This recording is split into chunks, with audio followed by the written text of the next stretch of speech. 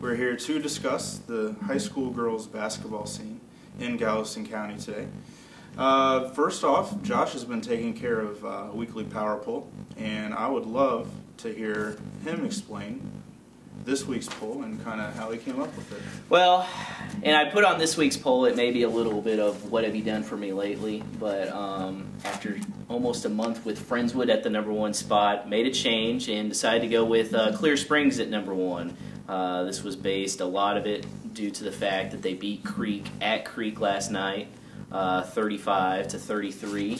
I was all set to name Creek the #1 team after they thoroughly handled Dickinson the Friday night beforehand, but the victory for Clear Springs was enough for me to say, you know what, I think they deserve the #1 spot at this point. So that's why I went with #1. Great point guard in Malika Lodrake. I mean, they're not going to win pretty games. All their games are low scoring, but they're really close. And I mean, hey, if you can win by scoring less than 40 points on a consistent basis, more power to you. In the 2 spot, I went with Friendswood. Like I said, they were #1 for a while, but after their loss at Angleton, I thought it kind of exposed a few things that they needed to take care of.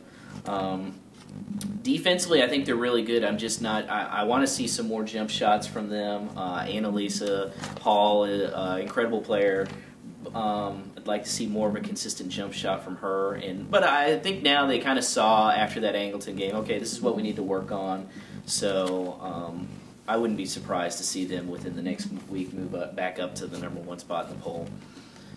Creek at 3. Like I said, I was all set to name Creek #1, and then they lost at home to Clear Springs by 2 points. It's a really good, fundamentally sound team. It's got one of the better players in the county in Chelsea Salonica.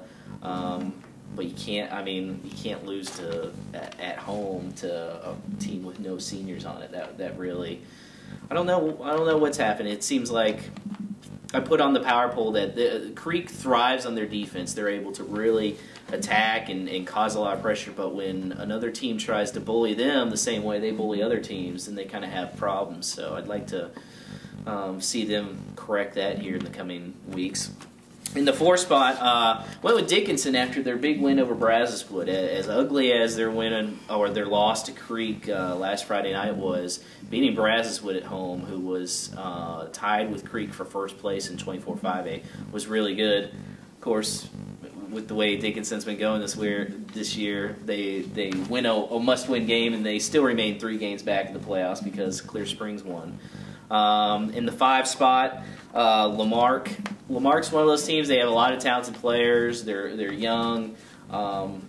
Every time I see them, I just expect them to really take the next step. And they've made a lot of improvements. And I think they're going to be a team no one wants to face in the playoffs. But they're still a little young, and they still have a lot of learning to do. But Tawanda Rhodes is doing a great job there. Put Hitchcock in the 6th spot, and I think that's probably where they'll stay the rest of the year. I mean, they're definitely better than the teams that are in the lower part of the poll, but I'm not sure if they can beat any of the top 5 teams. I know, in fact, they lost to Lamarck. So, in 7, Texas City after they beat Santa Fe last week. That's their only 2 district wins, but hey, I mean, you got to get them somewhere. And then they lost to Manville last night, Tuesday night, but it was only by 3 points, which I thought kind of says, you know, this is a team that's making improvements. Manville's a squad that's played everybody pretty tight, including Angleton and Friendswood to an extent, so only losing to Manville by 3 said a lot to me. And then at the 8th spot, I have Ball High. They beat Alvin, but Alvin's still winless on the season. And Santa Fe at 9. I had moved Santa Fe up to 7, and then they went out and lost to Texas City and got thumped by Friendswood. So back to the 9 spot for them. But I have a question about the top of your poll. Friendswood runs roughshod through the whole district, and to a certain extent in its non-district games. Then all of a sudden they go and they lose a close game on the road against, you know, maybe a team as good as them or the next best team in the district. Why punish them when you said it yourself? Clear Springs, I mean, who have they beaten other than Clear Springs twice? With Friendswood, they have been doing really well in that district, but it's a weak district this year, I really think. And for the last few weeks, I've kind of been toying with the fact of, man, could Friendswood actually beat Clear Creek on a neutral floor? And I was really struggling with that. And to me, Clear Springs is a lot like Angleton. A lot of athletes, plays good defense. And so that to me was kind of like, I think if they played tonight on a neutral floor, I think Clear Springs would hold a slight advantage over Friendswood. It's just, I don't know. Call it a hunch, I guess. Okay.